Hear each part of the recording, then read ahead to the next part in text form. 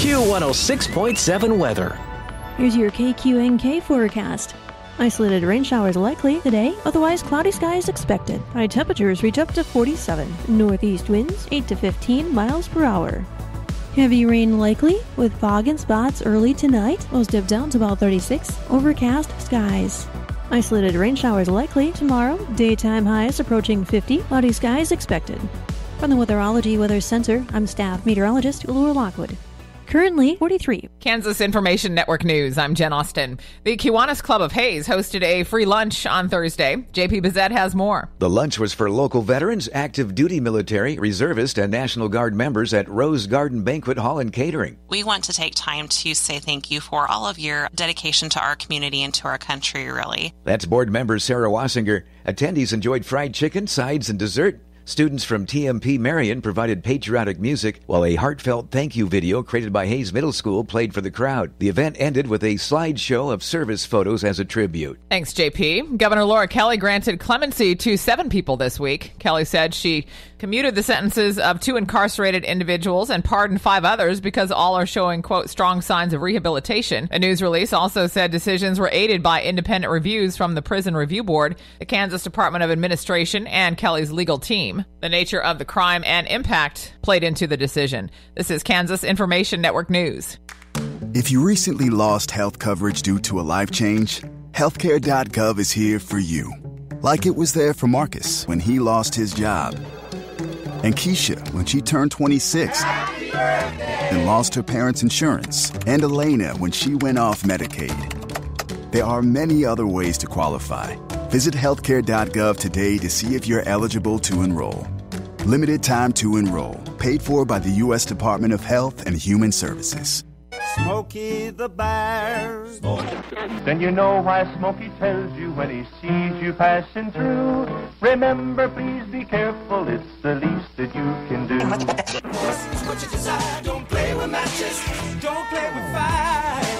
After 80 years of learning his wildfire prevention tips, Smokey Bear lives within us all. Learn more at SmokeyBear.com. And remember, only you can prevent wildfires. Brought to you by the USDA Forest Service, your state forester, and the Ad Council.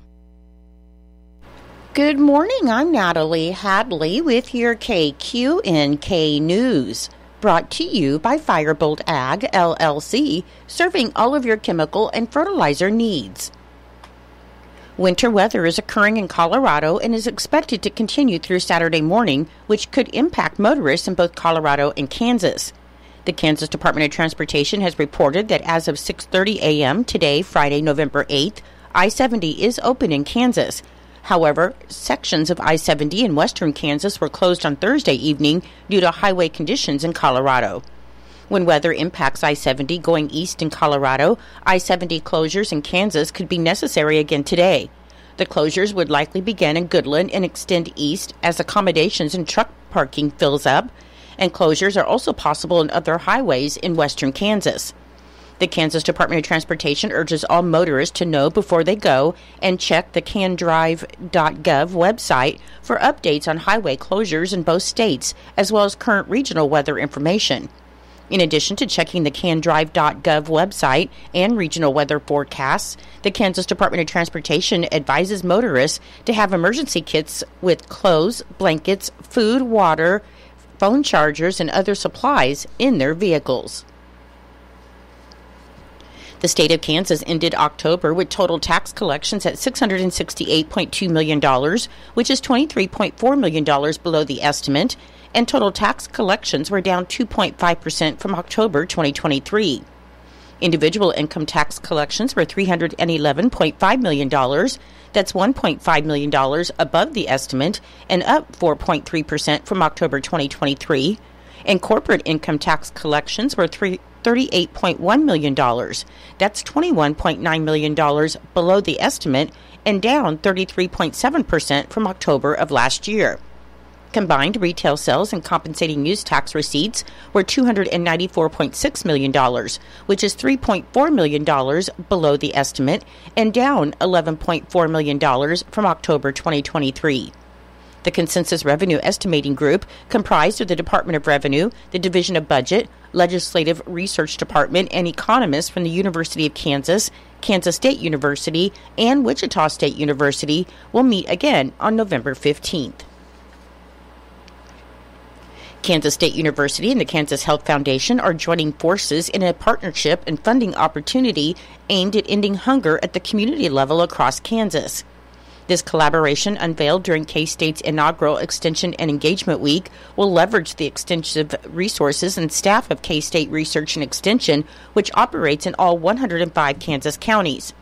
The partnership's focus on combating hunger dovetails with the Kansas Health Foundation's Hunger-Free Kansas initiative, which launched earlier this year in response to alarming statistics from Feeding America that indicate 1 in 10 Kansans and 1 in 5 Kansas children face food insecurity.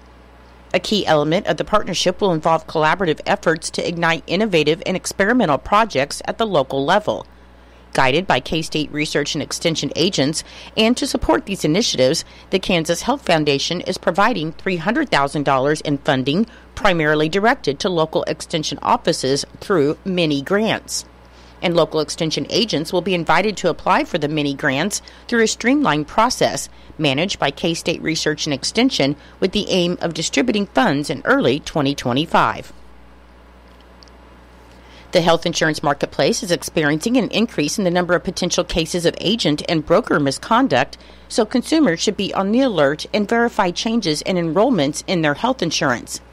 Kansas Insurance Commissioner Vicki Schmidt warns that everyone should be very cautious when giving authorization for changes in their health insurance enrollments, and if you suspect unauthorized activity, report it immediately.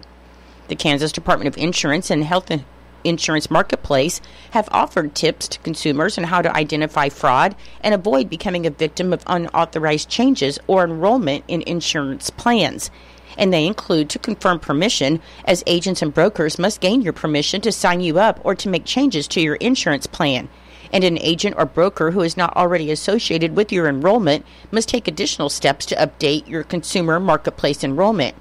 They'll be required to conduct a 3-way call with the consumer and the marketplace call center, or direct you to submit the change yourself through Find Local Help on healthcare.gov.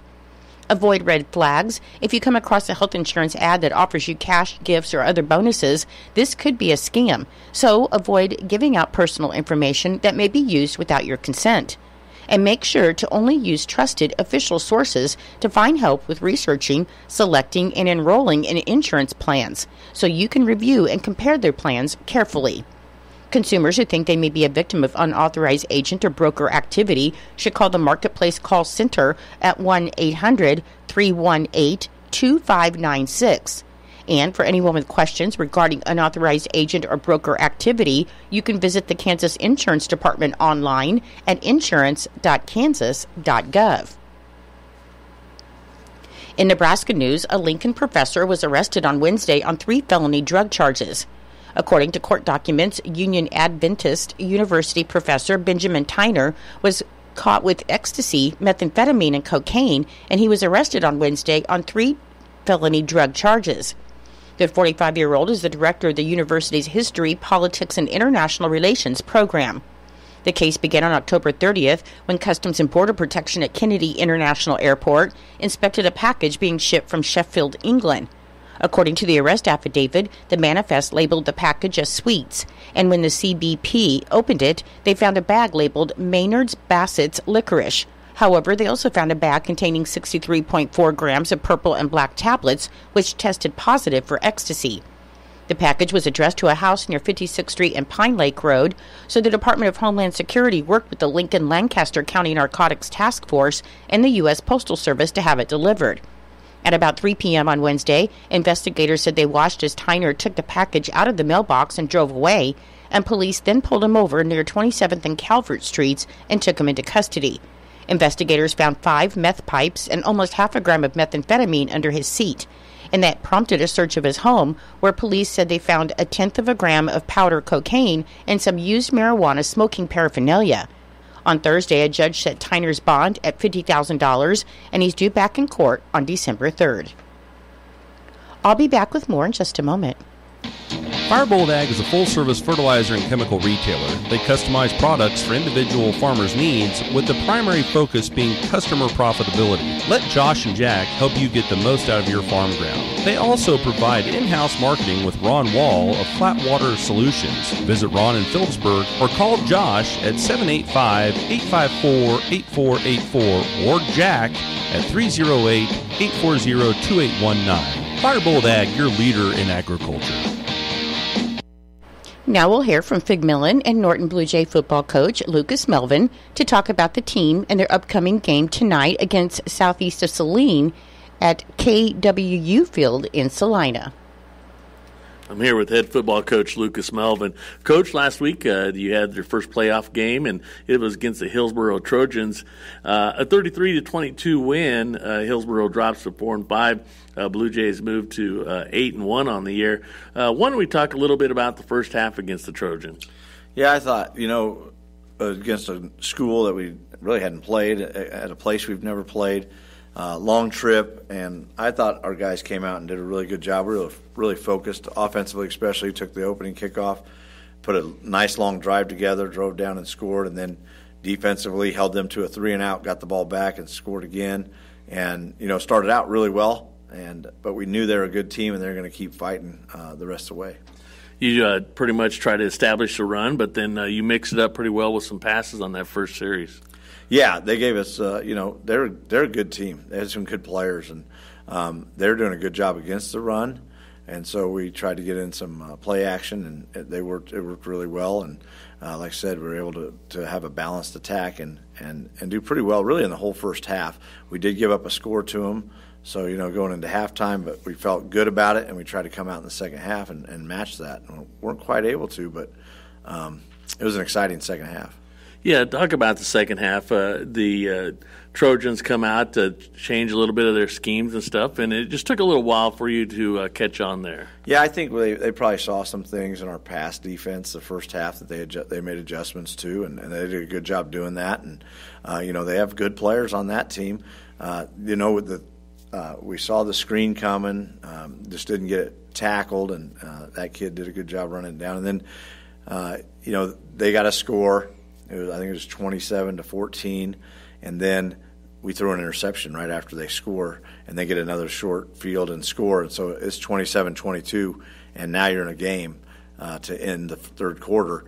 And luckily, our guys, we were aided by a roughing the punter call, and then put together a nice long drive to get a separation between us, make it 33-22, and our defense kind of finished it out for us.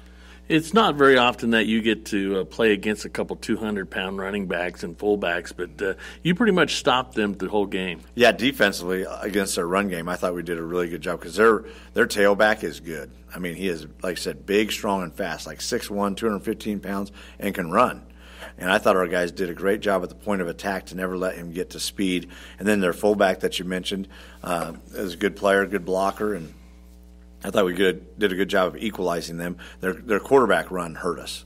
And we knew he was a good runner coming in too, but it's really hard to cover them all. And he broke some runs on us, and that kept him in the game. But like I said, eventually, even when they had all that momentum, we were able to calm down and take control back of the game and finish it out. Your practices this week, they have been a little bit cooler practices for you, and I'm sure that your next opponent is something that you're really working hard on. But normally every week you have your practice player of the week. Yeah, it was cooler, and it gets darker a lot faster now. And especially when it's cloudy, it gets dark really fast. So that's been a challenge for us to get everything in before it gets dark. And I thought the guys have done a great job preparing. They know the weight of this game and what's going on, but they did a great job. A lot of guys flying around in practice. Alex Evely ended up getting Practice Player of the Week this week. He did a good job. Coach, like we mentioned, that it doesn't get any easier, and now you're going to be your opponent will be Southeast of Saline, the number 1 seed in the West bracket, 9-0 on the year, 1-0 in the playoffs so far. Why don't we talk a little bit about their team and some of their personnel? Yeah, we even early in the year we saw that we'd probably be on a collision course with Southeast Saline. We just didn't know it'd be at this time. And God works out things the way He's supposed to, so we're going to trust it, trust His plan, and They're a great team. Obviously, the number one ranked team in the state. They got a lot of good players, and they do what they do very well. I think I saw something. They haven't lost a regular season game in 5 years, so they've been undefeated going into playoffs for the last 5 years. So they know what winning's about. They're coached very well, and like I said, they have great players, and man, they are fast on defense too. So it's going to be a huge challenge for us. Some common opponents, the Beloit Trojans, and of course Minneapolis in their league. And we did talk off air that Beloit was in that game for quite some time.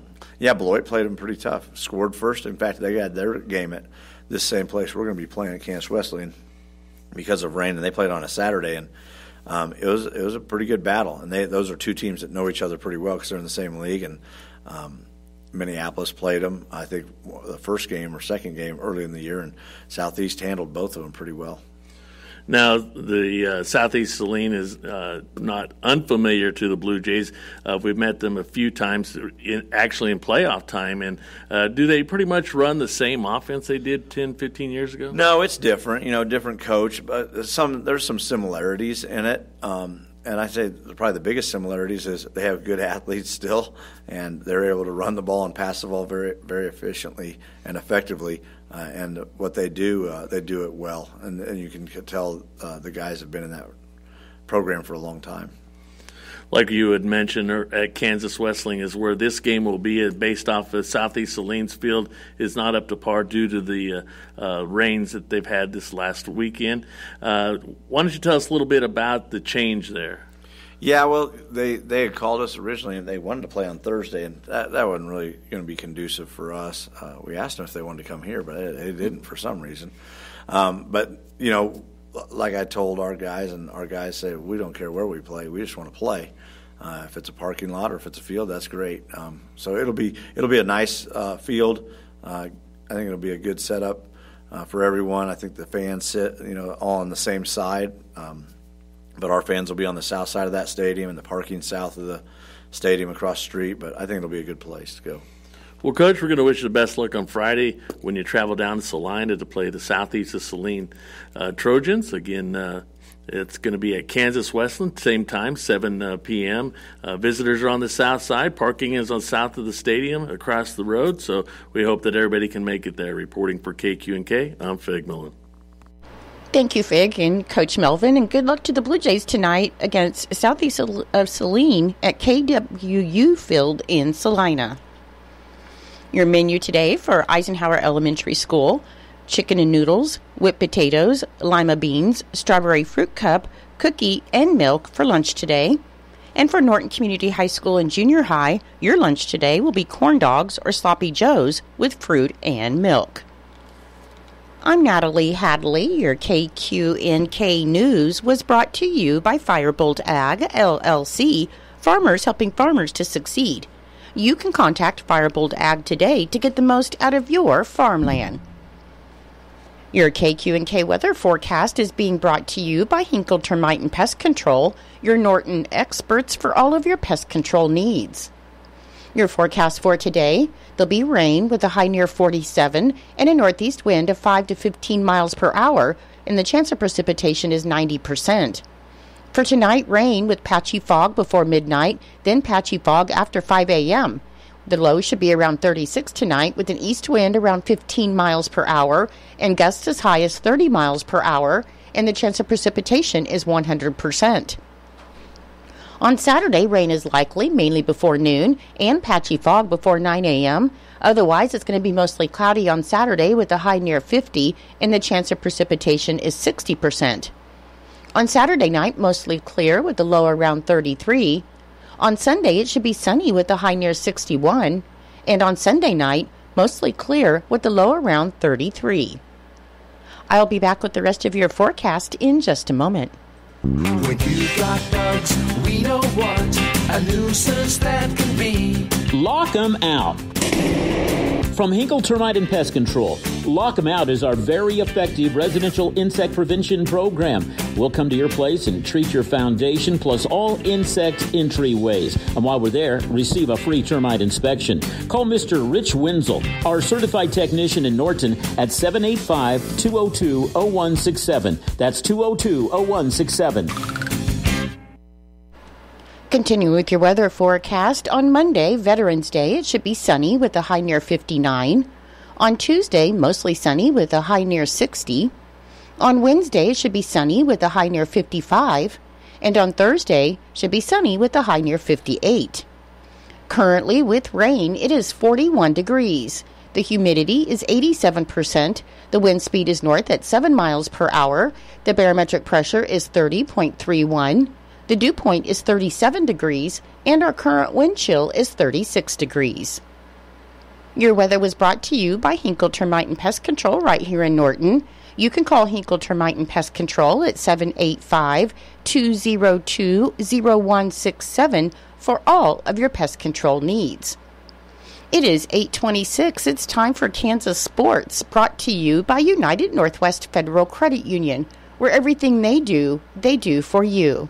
Save more, earn more with the Easy Saver account at the United Northwest Federal Credit Union. Enrollment in this program automatically rounds up the amount of all debit card and share draft purchases made from your checking account to the next whole dollar and deposits into the Easy Saver savings account. Not only will this account help you save, but it also earns 2.01% APY monthly. Special terms and conditions apply. Come in today and open your Easy Saver account at the United Northwest Federal Credit Union, where everything we do for you. NCUA insured. KDNS Sports, I'm Brendan Dworzinski. In college football this weekend, the Kansas Jayhawks will return to their temporary home at Arrowhead Stadium in Kansas City, Missouri, when they take on the Iowa State Cyclones in a pivotal Big 12 clash. KU needs to win out from this point forward in order to reach bowl eligibility this year. Meanwhile, Iowa State, after suffering its first loss a weekend ago to Texas Tech, needs to keep winning to stay in the picture for a berth in the Big 12 championship race. That game is set for a 2:30 kickoff at Arrowhead Stadium on Saturday afternoon. Meanwhile, in the NFL coming up on Sunday, the Kansas City Chiefs will be in action in a rivalry game against AFC West foe, the Denver Broncos. The Chiefs are still the only undefeated team in the NFL at 8-0 entering this weekend, and they're at least a game and a half clear of everybody else in the AFC playoff picture right now. Denver, meanwhile, is one of this year's upstart teams, 5-4 on the year behind rookie quarterback Bo Nix. That game is set for a noon kickoff coming up on Sunday. Kansas Information Network Sports, I'm Brendan Dworzinski. When challenging conditions arise, we don't back down. We up our game. Outpacing the competition with innovations fueled by Bayer's R&D, keeping you equipped with an expanded portfolio, elite genetics, and additional local test plots. Channel leads the field, so you can rise above. See how you can save at channel.com/finance24. Read and follow pesticide label directions, grain marketing, and other stewardship practices. How is your drive to school? Let me tell you. I had to get my iced coffee first. I just can't seem to put it down. My favorite rapper just announced a tour. My phone was buzzing like crazy. I'm so excited. I had to text all my friends right then to talk about it. Then, someone started calling me and... Let's try that again. I turned my phone off right away. I never drive distracted. Visit StopTextStopWrecks.org. A message brought to you by the National Highway Traffic Safety Administration, Project Yellow Light, and the Ad Council. It's true, many of us spend more time thinking about what's for dinner than preparing for retirement. But if you think your retirement needs deserve more attention, I agree, and I'd like to help. I'm Edward Jones Financial Advisor Philip Eisenhagen. Together we can give your long-term retirement strategy the attention it deserves. Stop by our office at 418 East Holm here in Norton or call 877-3373. Edward Jones, Making Sense of Investing, member SIPC.